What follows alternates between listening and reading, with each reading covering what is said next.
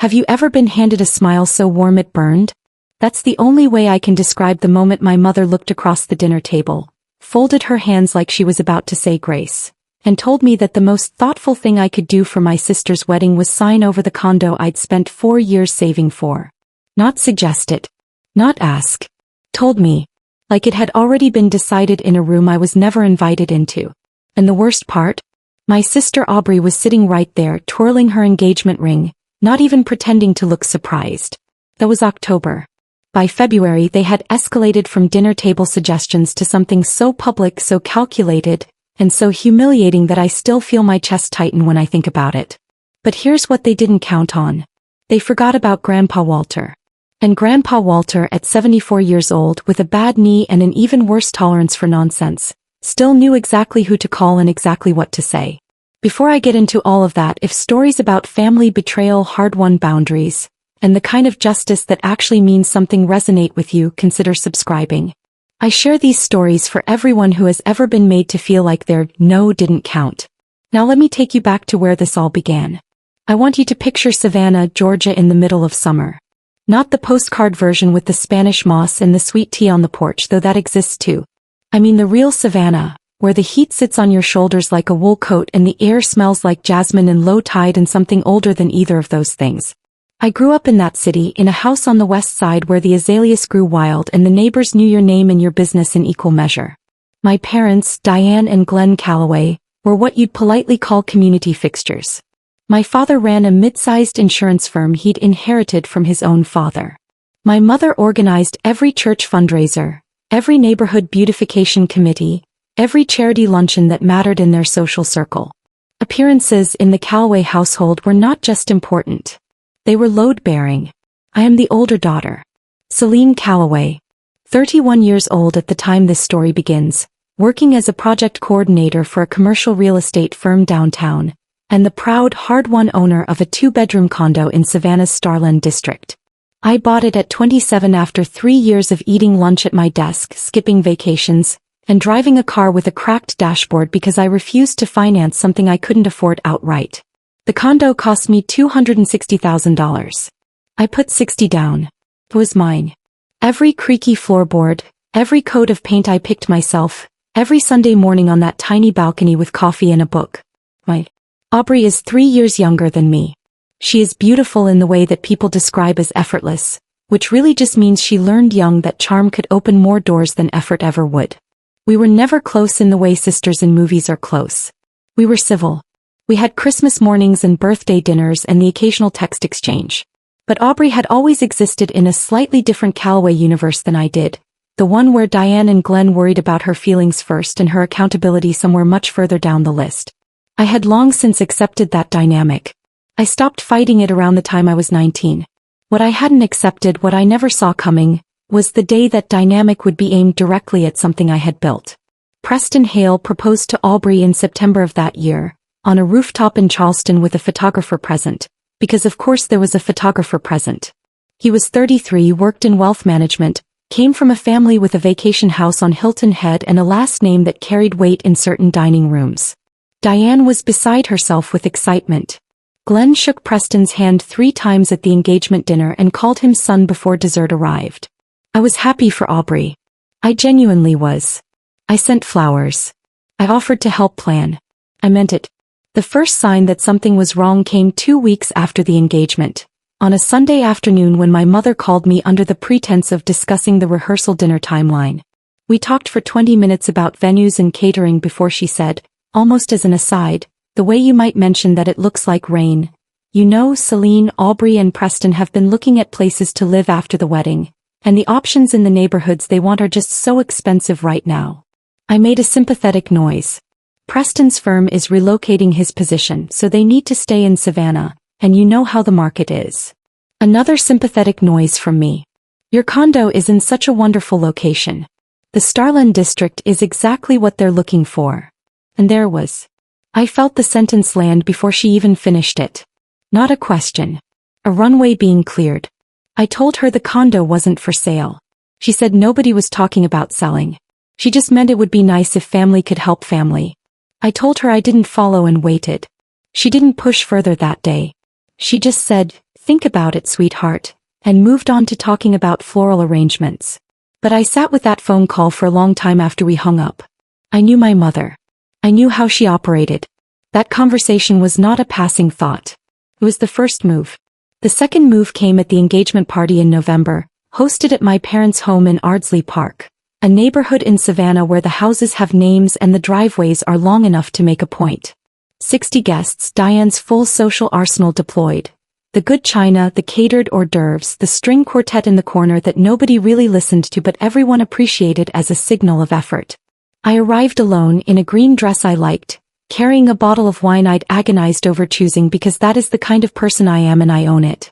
Halfway through the evening, Glenn pulled me into his study. That was unusual. My father was not a man who sought private conversations. He preferred the language of group settings, the firm handshake, the broad statement, the toast that sounded personal but committed to nothing. He sat behind his desk, which struck me as a deliberate choice, and he looked at me with the expression he reserved for professional negotiations. He told me that he and Diane had been thinking about what would make the most meaningful wedding gift the family could give. He said that a home was the foundation of a marriage. He said that Preston and Aubrey deserved to start their life together in a place that reflected who they were becoming. And then he said quietly, as though the quietness made it reasonable, "Your condo would be perfect for them, Celine. And honestly, you're at a point in your career where you could find something new. Something even better." I stared at my father for a long moment. I thought about the $60,000 down payment. I thought about the 3 years of packed lunches. I thought about the cracked dashboard on my old car and all the small private sacrifices that nobody in that house had ever once acknowledged. And then I asked him very calmly whether he was seriously suggesting that I give away my home as a wedding gift to my sister. He said give was a strong word. He said there were options, a transfer, a buyout at a family-adjusted price, a temporary arrangement that could be formalized later. I told him no. I said it clearly, without apology and without the softening qualifiers I might have added 5 years earlier. It's not on the table. He nodded slowly, the way people nod when they are not actually accepting what you've said but are choosing to defer the argument. He said he hoped I would keep thinking about it. He said family was about sacrifice. I said I agreed, and I left the study and I found Grandpa Walter standing by the bookshelf in the hallway just outside the door, holding a glass of sweet tea and looking at me with eyes that had seen every version of this family for 54 years. He didn't say anything right away. He just put his hand on my shoulder, squeezed once and said, "Don't you sign a thing." I almost laughed. Almost. But something in his voice made me save that moment instead, tuck it away like a document I might need later. I had no idea yet how right he was going to be. I drove home from that engagement party with the windows down despite the November chill, letting the cold air clear my head. By the time I pulled into my parking spot in the Starland district and looked up at my building, the familiar warm light from my second-floor balcony door catching the dark, I had made a decision. I was not going to let this become a thing that quietly consumed me. I was not going to spend the next several months waiting for the next move, dreading every family phone call, rehearsing arguments in the shower. I was going to live my life. I was going to go to work and tend my friendships and water my plants and show up to Aubrey's wedding with a genuine smile and a gift I actually chose. And I was absolutely, under no circumstances, going to sign anything.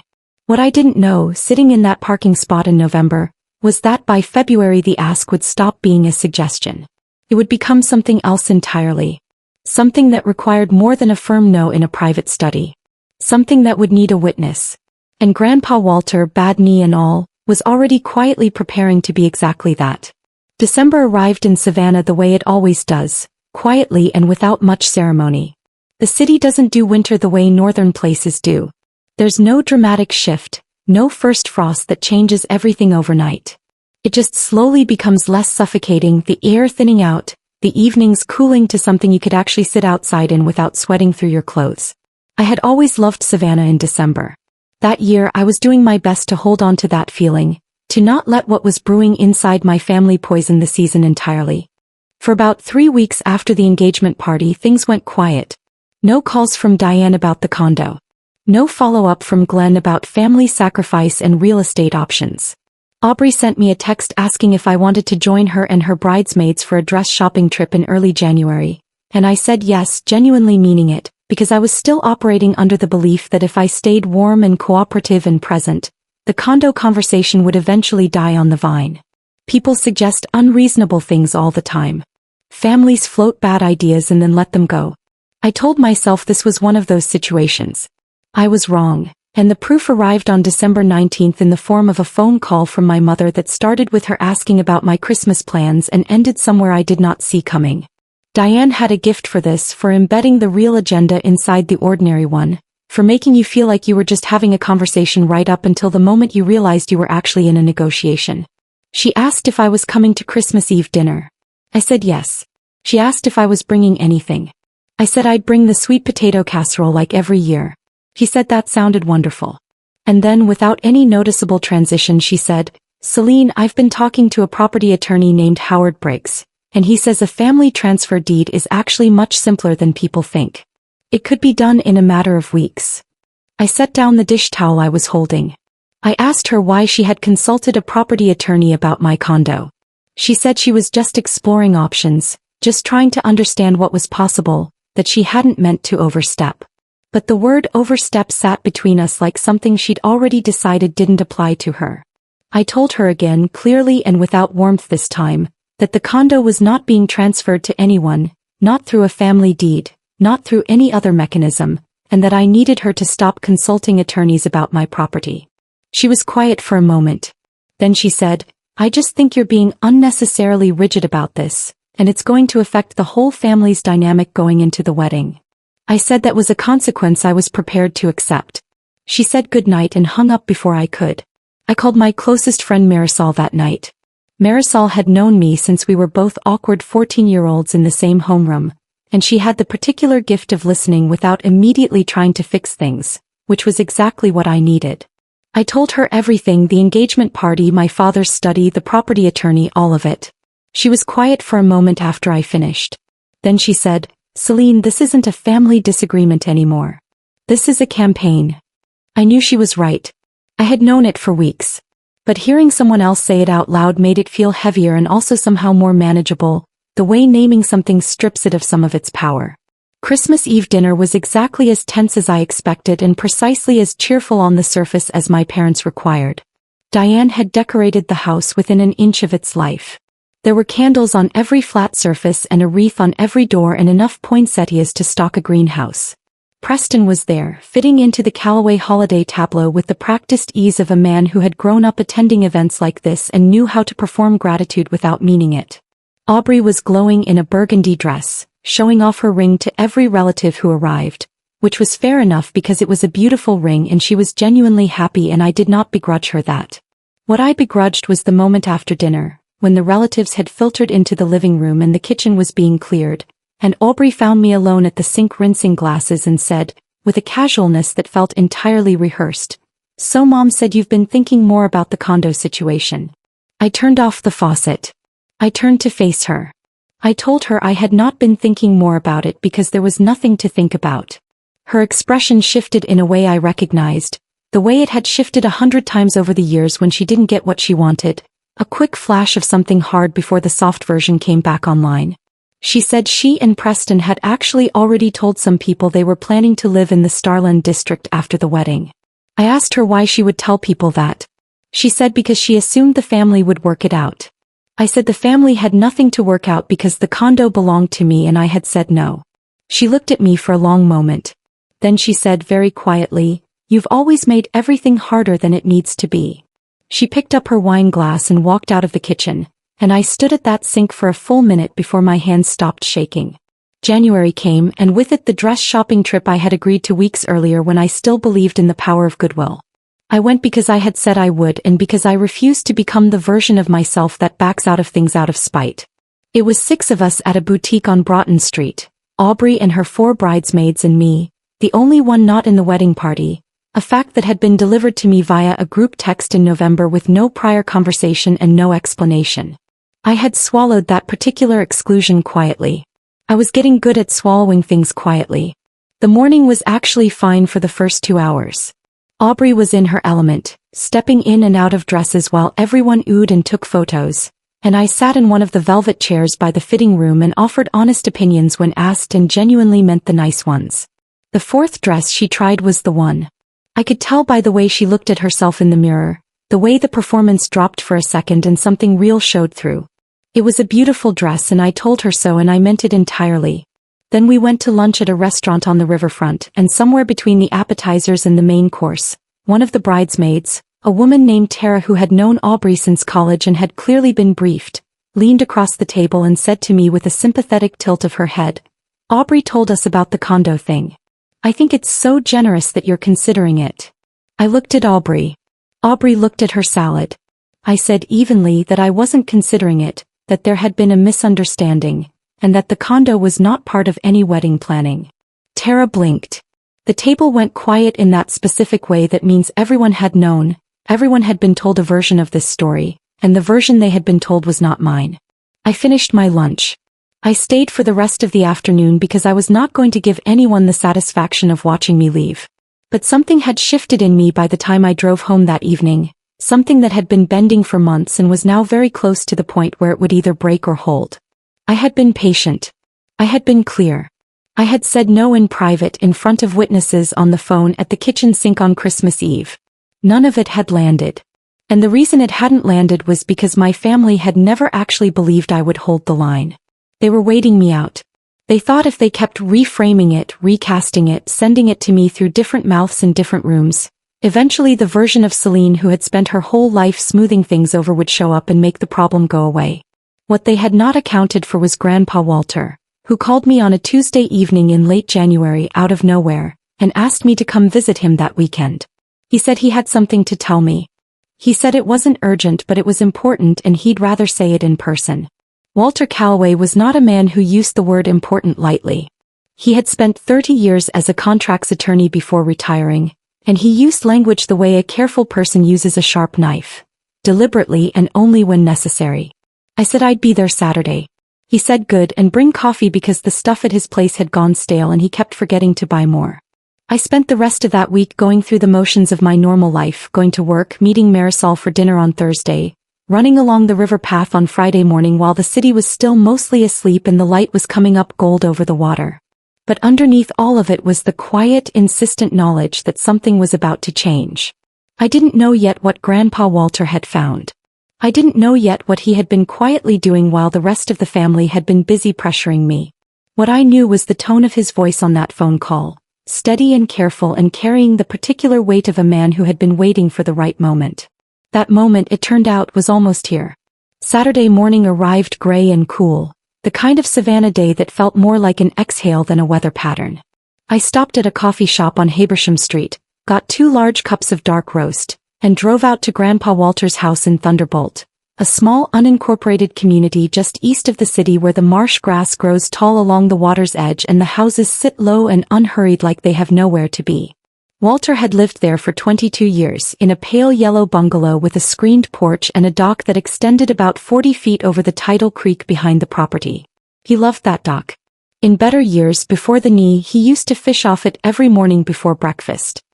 He was waiting on the porch when I pulled up, already in his chair with a newspaper folded across his lap that I was certain he hadn't been reading. Walter Calloway was a man who looked casual right up until the moment you realized he had been watching everything the whole time. He was 74, broad-shouldered in the way men from his generation carried themselves, with white hair cropped close and the kind of hands that looked like they had signed 1,000 contracts and meant every one of them. He took the coffee I offered, thanked me, and waited until I had settled into the chair across from him before he said a single word about why he had asked me to come. He asked me first to tell him in my own words, everything that had happened since Aubrey's engagement. Not the summary, the whole thing. I talked for almost 40 minutes. He didn't interrupt once. He asked no questions while I spoke. He just listened with the focused, unhurried attention of someone who understood that the details matter, that the sequence matters, that the way a thing unfolds is often just as important as the thing itself. When I finished, he was quiet for a moment, looking out toward the creek where a heron was standing motionless at the water's edge like it had been posted there. Then he said, "I need to tell you something about your mother." I waited. He set down his coffee cup deliberately, the way he did everything, and said that 3 months ago in October, right around the time the dinner table conversation had happened, he had received a call from Howard Briggs, the same property attorney my mother had mentioned to me in December. Grandpa Walter had known Howard Briggs for over 20 years, going back to when they had worked on opposing sides of a commercial dispute in the late 90s. Not friends, but the kind of professional acquaintances who knew each other well enough to be honest when it mattered. Howard had called, Walter said, not to betray a client confidence but to give an old colleague a heads up, because what he had been asked to research had crossed a line he was uncomfortable with and he thought someone in the family ought to know. I leaned forward in my chair. Walter told me that Diane had not simply consulted Howard Briggs about the mechanics of a family property transfer. She had asked him to research whether there were grounds to challenge my ownership of the condo on the basis of a technicality she had identified in the original purchase agreement. Specifically, she had found, or believed she had found, a clause in the homeowners association documents from my building that restricted certain types of ownership transfers without board approval, and she had been trying to determine whether that clause could be used to create a legal obstacle to my continued ownership, one that would effectively force a sale or transfer. Not to give the condo to Aubrey outright. To manufacture a situation where I would have no choice but to give it up. I heard what he was saying and I sat with it for a moment because I needed a moment. This was not my mother floating a bad idea at a dinner table. This was not my father making an uncomfortable suggestion in a private study. This was my mother hiring an attorney to find a legal mechanism to take my home away from me. I asked Walter if he was certain. He said he was. He said Howard Briggs had ultimately declined to pursue it, told Diane there was no viable avenue and that he wouldn't take the case, but the fact that she had tried, the fact that she had gone looking for a technicality rather than accepting my answer, told Walter everything he needed to know about how far she was willing to go. I asked him why he hadn't told me sooner. He said because in October he had hoped it would stop there. He said Howard's refusal had seemed like a natural end point, that maybe Diane would take the rejection as a signal to let it go. But then January had come and he had heard through a cousin that Aubrey was still telling people they were moving to the Starland district after the wedding, and he had understood that nothing had stopped at all. It had just gone underground. He looked at me steadily. I should have called you in October, he said. That's on me. I told him it wasn't on him. He shook his head slightly the way he did when he disagreed but didn't want to argue the point. We sat for a while after that without talking, watching the heron at the edge of the creek. A boat moved slowly across the far side of the water, its wake spreading out in a quiet V. I thought about my mother, about the version of her I had grown up watching, the woman who ran the church fundraisers and organized the neighborhood committees and knew exactly which smile to deploy in which room. I thought about how much of that had always been about control, about the deep, abiding need to manage how things looked, to arrange outcomes before anyone else could arrange them differently. I had always known that about her. What I hadn't understood until that morning on Walter's porch was that when you built your entire identity around controlling outcomes, you eventually stopped being able to tolerate outcomes you couldn't control.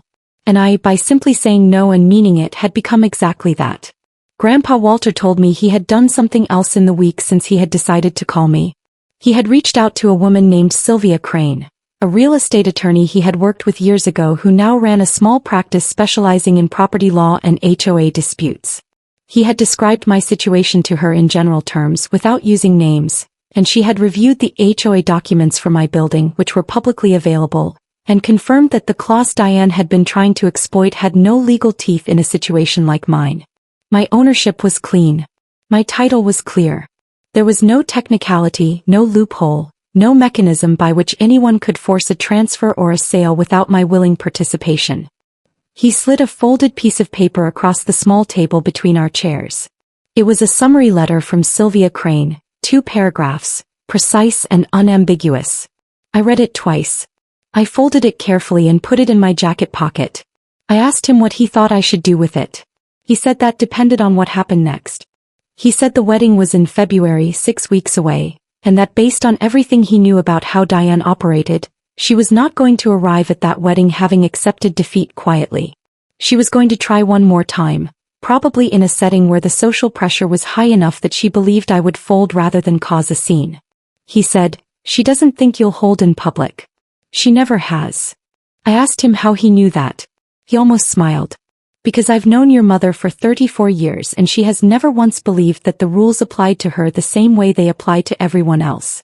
And she has never once expected you to believe that about yourself." He paused. "But you do now. And that changes things."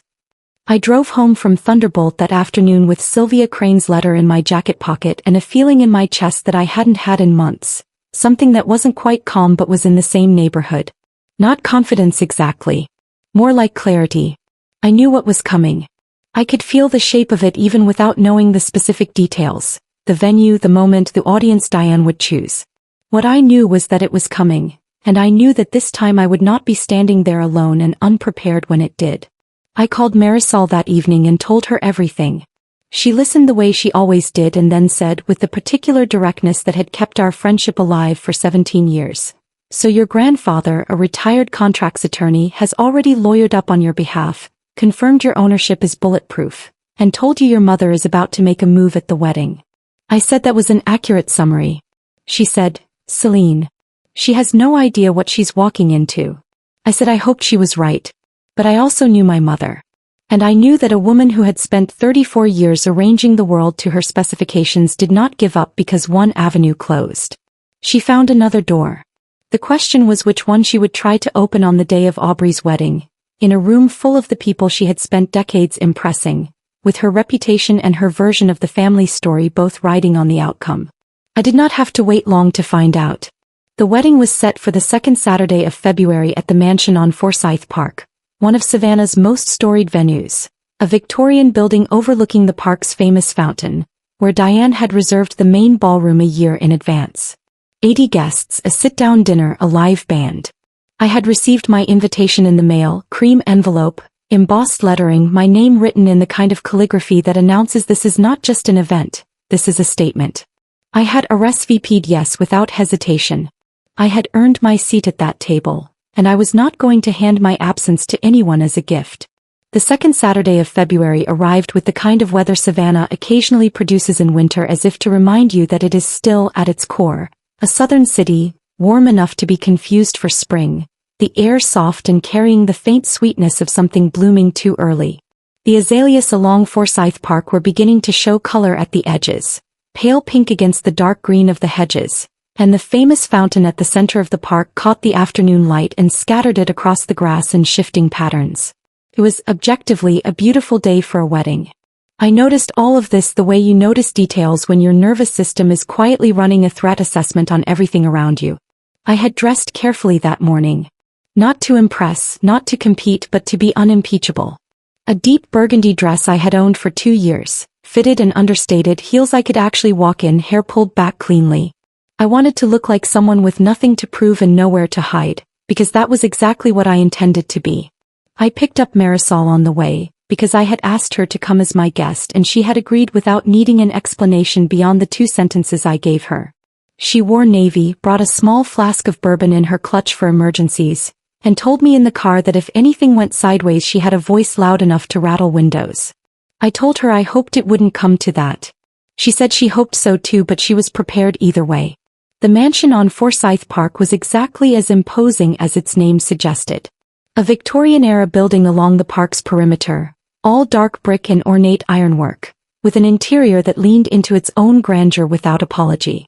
The kind of venue that made ordinary events feel historical and already important events feel inevitable. Diane had chosen it specifically for that quality, I was certain of it. Everything about this wedding was a production designed to tell a story about who the Calloway family was and what kind of future Aubrey was stepping into. I was a supporting character in that story, or I was supposed to be. The ceremony was held in the main parlor, white roses and eucalyptus draped across every surface, candlelight supplementing the late afternoon sun that came through the tall windows in long warm columns. Aubrey was genuinely beautiful walking down the aisle.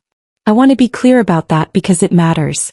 Whatever was happening between us, whatever had been engineered and maneuvered over the past 4 months, she was my sister and she was happy, and the happiness was real. I could see it in the way she looked at Preston when she reached the altar, the specific relief of arriving at a moment you have been anticipating for so long it had started to feel theoretical.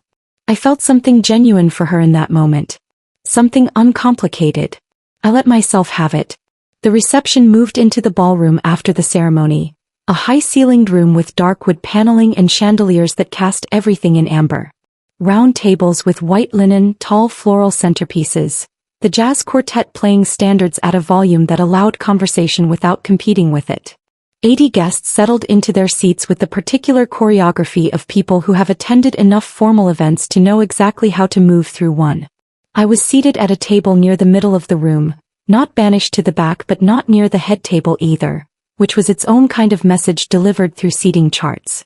Dinner was served and the toasts began.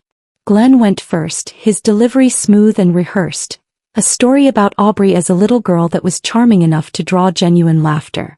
Preston's best man followed with something warmer and less polished that landed better. Preston himself said something brief and sincere that I thought well of him for. And then Diane stood, champagne flute in hand, and the room shifted in the way rooms do when the person holding the microphone commands a room. She spoke beautifully for the first 3 minutes. About love and commitment and the particular joy of watching your daughter become a wife. About the Calloway family history in Savannah, which she managed to make sound like a dynasty without using the word. About Preston's family, the Hales, and what their joining together represented for everyone gathered in that room. I sat with my hands folded in my lap and my face arranged into an expression of polite attentiveness, and I waited, because I knew, with the certainty of someone who had been paying attention for 31 years, that the speech was not over. It wasn't. After the gracious part came the turn. Diane looked out over the room with a smile that was warm and wide and utterly deliberate and said, "Family, as you all know, takes care of its own. That's something Glenn and I have always believed, and it's something we've tried to pass on to both of our daughters." She paused. "Tonight, I'm proud to share that Celine has decided to give Aubrey and Preston the most extraordinary wedding gift a sister could offer." She turned to look directly at me across the room. 80 pairs of eyes followed. "She's transferring her condo in the Starland district to them as they begin their new life together. A home from one sister to another." She raised her glass. "To family." The room raised its glasses. Several people said ah. Someone near the back actually applauded. And I sat perfectly still at my table in the amber light of the mansion on Forsyth Park while my mother announced, to 80 witnesses, a decision I had never made. Marisol's hand found my knee under the table. I felt her press once, firmly. I knew what it meant. Stay steady. Diane was still looking at me, and what I saw in her expression was not cruelty exactly. It was certainty. She had calculated, in that specific way she calculated everything, that I would not correct her publicly.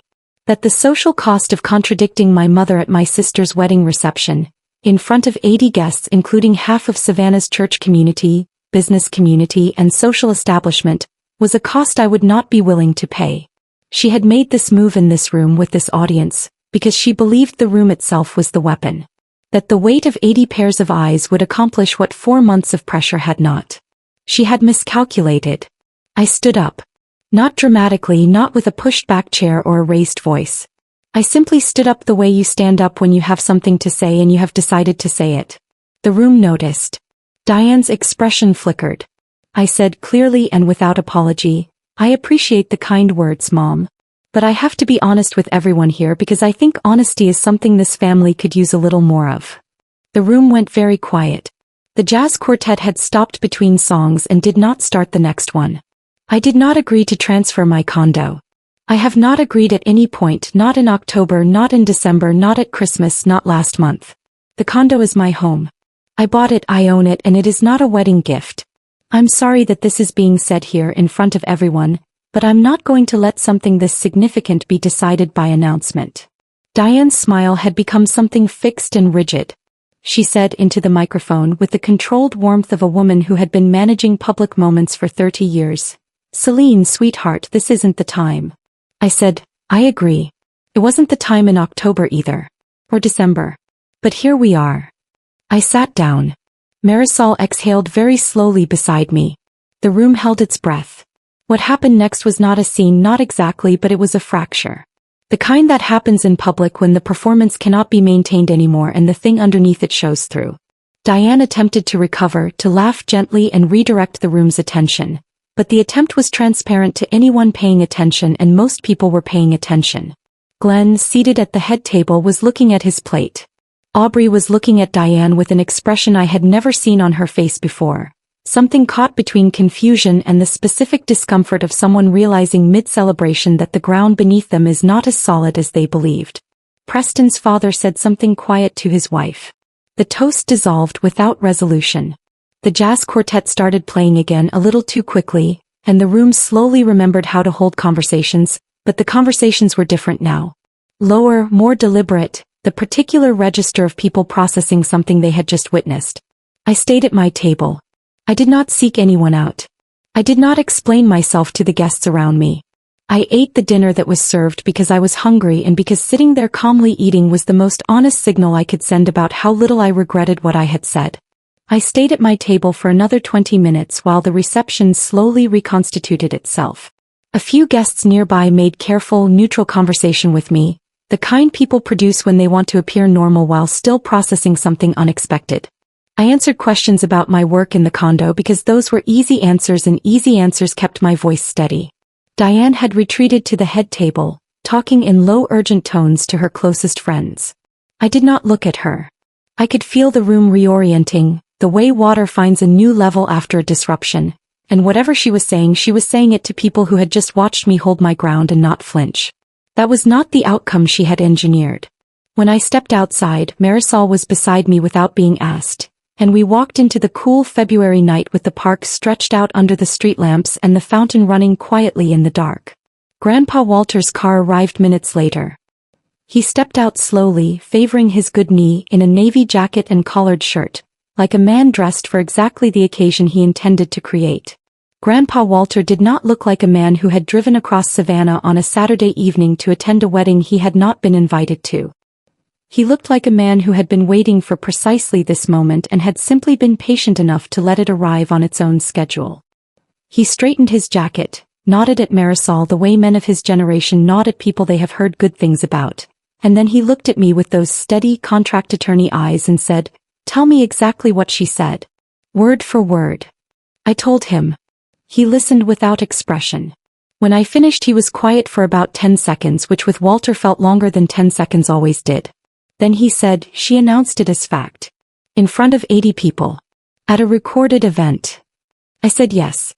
He said, "And you corrected her publicly?" I said yes. He said, "Good." He reached into the inside pocket of his jacket and produced his phone, an older model he had owned for years that he operated with the deliberate two-fingered typing of a man who had learned keyboards before touchscreens existed. He scrolled to a contact, pressed call and held the phone to his ear. The person he called was not Sylvia Crane, the real estate attorney who had reviewed my HOA documents. I learned this a moment later when he said simply, "Raymond, it's Walter. I need you inside." He hung up. I asked him who Raymond was. He said Raymond Okafor was a former colleague from his contracts days who now handled civil disputes and had been quietly retained on my behalf 2 months ago to advise on exactly this situation. I stared at him. He had retained an attorney for me without telling me. He read my expression and said without apology, "I know my daughter. I wanted to be ready." Raymond Okafor was already inside the mansion. He had been there for the past hour, Walter explained, seated at the bar in the venue's adjoining lounge as a paying guest of the hotel, waiting for a text that might or might not come. He was 51 tall, with the unhurried confidence of someone who had spent decades in rooms where the stakes were high and the language was precise. He appeared at the side entrance within 4 minutes, introduced himself with a brief professional handshake and said, "Mr. Calloway briefed me on the background. What happened tonight changes the nature of this situation." He explained it on the terrace, the fountain visible through the iron railings, the jazz quartet still audible through the ballroom doors. What Diane had done, announcing a property transfer as an established fact in front of 80 witnesses at a catered event likely to have been photographed and possibly filmed, had moved the situation from a family dispute into something with potential legal dimensions. If she had done this publicly to pressure me into compliance and if I could demonstrate a pattern of pressure going back to October, that pattern mattered. It did not automatically create a cause of action, Raymond said carefully, but it created a record. And a record, in his experience, had a way of clarifying people's intentions very quickly. Raymond nodded and said it depended on what I wanted the outcome to be. He asked me to think carefully because the answer would shape everything that came next. I thought about it. I thought about October and December and Christmas Eve at the kitchen sink. I thought about the bridesmaid lunch on the riverfront and Tara's sympathetic head tilt and Aubrey looking at her salad. I thought about Howard Briggs and the HOA clause Diane had tried to weaponize. I thought about 80 people raising their glasses to a decision I never made. And then I said I wanted to stop. All of it. Permanently. Not managed, not deferred. Stopped. Raymond nodded. He said in that case there was one thing they could do tonight before anyone left this building, that would accomplish exactly that. He looked at Walter. Walter looked at me. He said, "It's your call, Celine. We can walk back in there or we can handle this quietly after the fact. But if we go in now it ends tonight." I did not hesitate for long. I said let's go. We walked back into the mansion on Forsyth Park, the three of us, through the side corridor and into the ballroom where the reception had settled into an uneasy late evening rhythm, the band playing, small groups gathered at tables, the atmosphere of an event that had been disrupted and was trying to pretend otherwise. Diane was standing near the head table with Glenn and two of her closest friends from the church committee. He saw us come in. She saw Walter first and something moved across her face that I had never seen there before. A recognition that the landscape had shifted in a way she had not anticipated and could not immediately calculate. Walter walked directly to her. Raymond and I followed.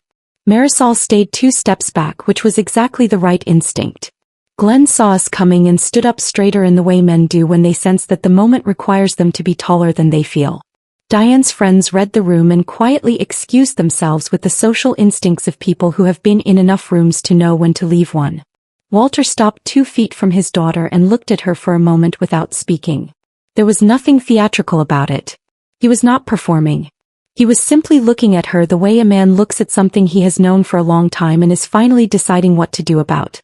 Then he said quietly enough that only the 4 of us could hear, "Diane, this is Raymond Okafor. He is Celine's attorney. He has something to say and I need you to listen to it." Diane's chin came up. She said with the reflexive composure of a woman who had never once in 34 years allowed her father to see her rattled, "This is my daughter's wedding, Dad. This is not the time or the place." Walter said, "You chose the time and the place when you picked up that microphone." He stepped back and gave the floor to Raymond. Raymond was not loud. He did not make a speech. He spoke to Diane the way attorneys speak when they want the other person to understand that what is being said is not a threat but a description of reality.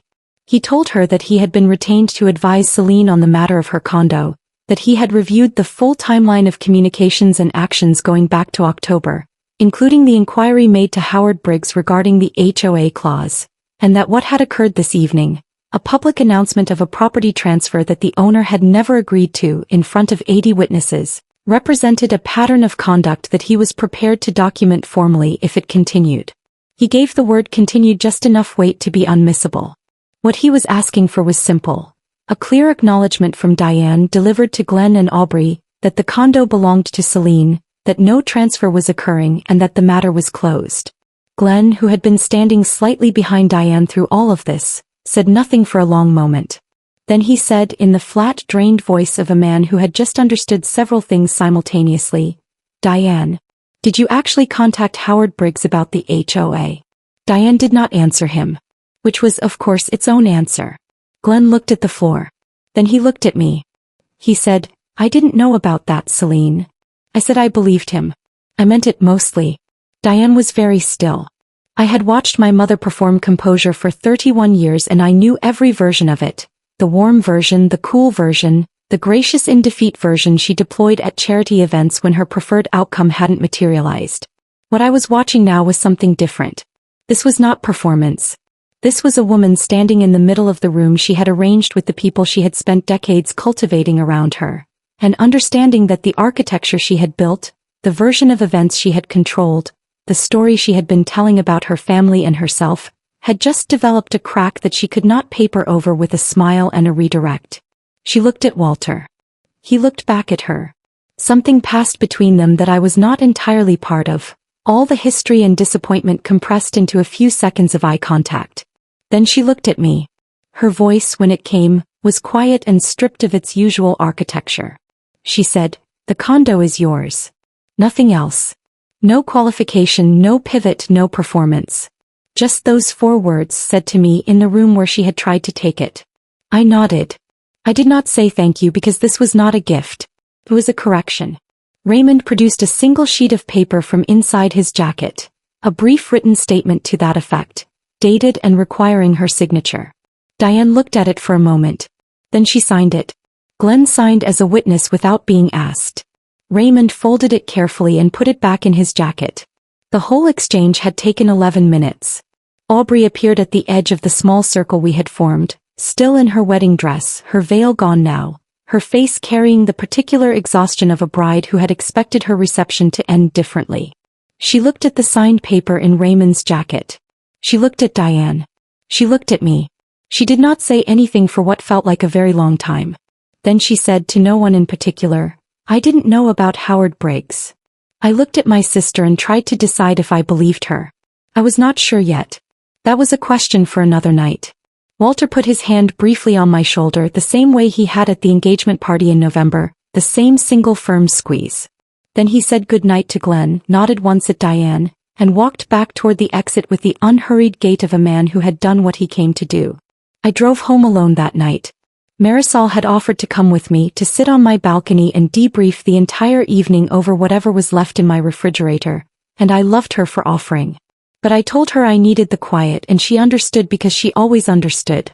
I took the long way back through Savannah, down Victory Drive with the palm trees running down the median and the streetlights casting long shadows across the pavement, past the neighborhoods I had grown up in, past the church where my parents had their photographs taken at every major milestone of their lives, past the Broughton Street boutique where Aubrey had found her dress 6 weeks earlier.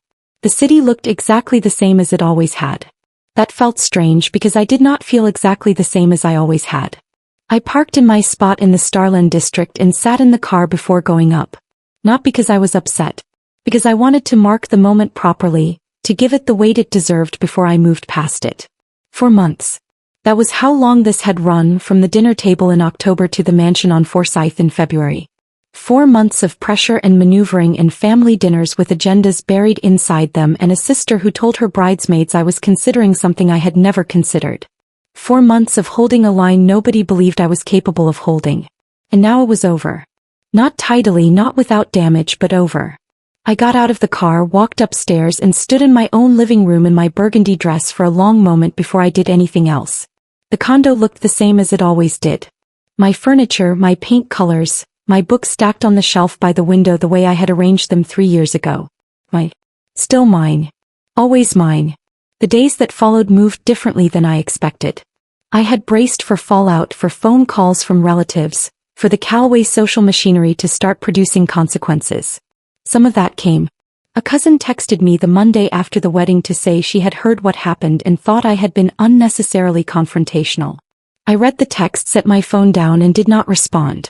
An acquaintance of my mother's sent me a message suggesting family disagreements should be kept private. I thought about the irony of receiving that from someone who had been in the ballroom when Diane made her announcement, and did not respond to that one either. I was learning slowly and with some effort, that not every message required an answer. That silence, deployed intentionally, was not the same thing as the silence I had been keeping for years, the kind that came from fear of conflict. That silence came from somewhere else. Came from being done. What I had not expected was Glenn. My father called me on the Wednesday after the wedding, not in the measured negotiating tone he had used in his study at the engagement party, but in a voice that was quieter and less composed, the voice of a man who had spent several days sitting with things he would have preferred not to sit with. He said he owed me an apology. I told him I was listening. He said he had known the pressure was happening and had not done enough to stop it. He said he had told himself it was between me and Diane, that it was not his place to intervene in what his wife had decided to manage. He said he understood now that reasoning was a way of avoiding responsibility for something he had the standing to address. I did not tell him it was fine because it was not. But I told him I heard him. I told him that rebuilding would have to happen in increments, through showing up consistently rather than through a single phone call. He said he would try. I said I would notice whether he did. Aubrey was harder. She called me 10 days after the wedding, from what I assumed was the honeymoon she and Preston had taken to Hilton Head after deciding international travel felt premature. She said she wanted to explain her side of things. She said she had genuinely believed, based on what Diane had told her, that the transfer was being worked out between the two of us and that my hesitation was about timing rather than intention. She said she had not known about Howard Briggs or the HOA inquiry. She said she was sorry for what happened at the bridesmaid lunch, for Tara's comment, for the fact that she had apparently given people the impression that the condo situation was settled when it was not. She said she was sorry she had not asked me directly in plain language what I actually wanted, instead of operating on what she had been told. I listened to all of it. Then I said, Aubrey, I need you to understand something. I said no in October. I said no in November, in December, at Christmas, and in January. Every time I said it, I meant it. If you didn't know that, it's because you were choosing to hear what was easier to hear. She was quiet for a moment. Then she said, that's fair. It was the most honest thing she had said to me in months, possibly longer. I told her I was not closing the door on having a relationship with her, but that it would have to be a different kind of relationship than the one we had before. One where she asked me things directly instead of filtering everything through Diane. She said she thought she could do that. I told her I would see. Diane did not call. I had not expected her to, and she did not surprise me. What I heard through Walter was that she had retained her own attorney to review Raymond's documentation and had been advised that the signed acknowledgement was binding and that any further attempt to contest my ownership would create significantly more legal exposure than she wanted. She had also, according to Walter, resigned from co-chairing the annual charity gala she had organized for 11 years, citing personal reasons. Whether that was her choice or a social consequence, I did not know either. I found that I did not need to know. Grandpa Walter came for lunch that Saturday, the first weekend after everything had settled. I picked him up from Thunderbolt and drove him back to the Starland district, and we sat on my balcony with sandwiches and sweet tea while the February sun came through at the low angle it does in winter, throwing long warm light across the balcony floor. He told me Sylvia Crane had confirmed that my title was clear and my ownership was without challenge.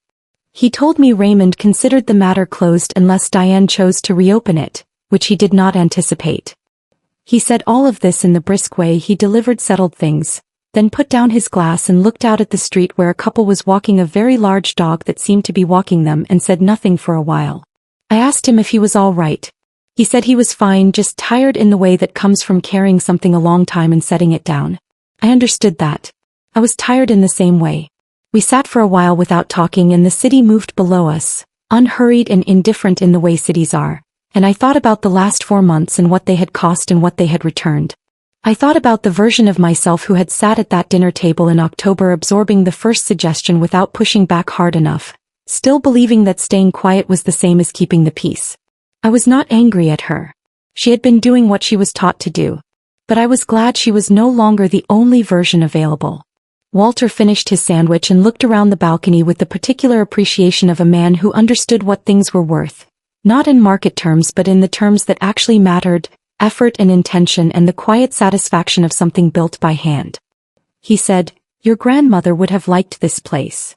I asked him which one. He said, "Both of them." I laughed, and the sound of it surprised me, genuine and unguarded, the kind of laugh that only happens when you are not performing anything for anyone. He smiled.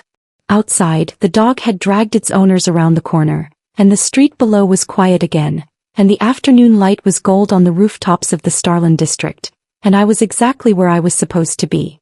Some things are worth holding on to. Not because they are valuable in the way the world measures value, but because they represent a choice about who you are and what you will not accept. The condo was never just a condo. It was the first thing I had ever built entirely on my own terms, and the moment I stopped defending it would have been the moment I stopped defending myself. I did not stop. And I would not. That, more than anything else, was what I was taking forward from all of it. Not the signed paper in Raymond's jacket. Not my mother's forward concession in front of witnesses. Just the knowledge, finally settled and quiet inside me, that my no had always meant no. It had just taken the right people in the right room to make everyone else hear it. If this story made you feel something, don't just scroll away. There are so many stories out there that never get told, and here on Confira Stories we bring them to life. So if you enjoy emotional, real-life drama like this, take a second to subscribe and be part of the journey. And if you've ever been in a situation like this, or have a story of your own, share it in the comments. I read them. Thanks for watching, and I'll see you in the next story.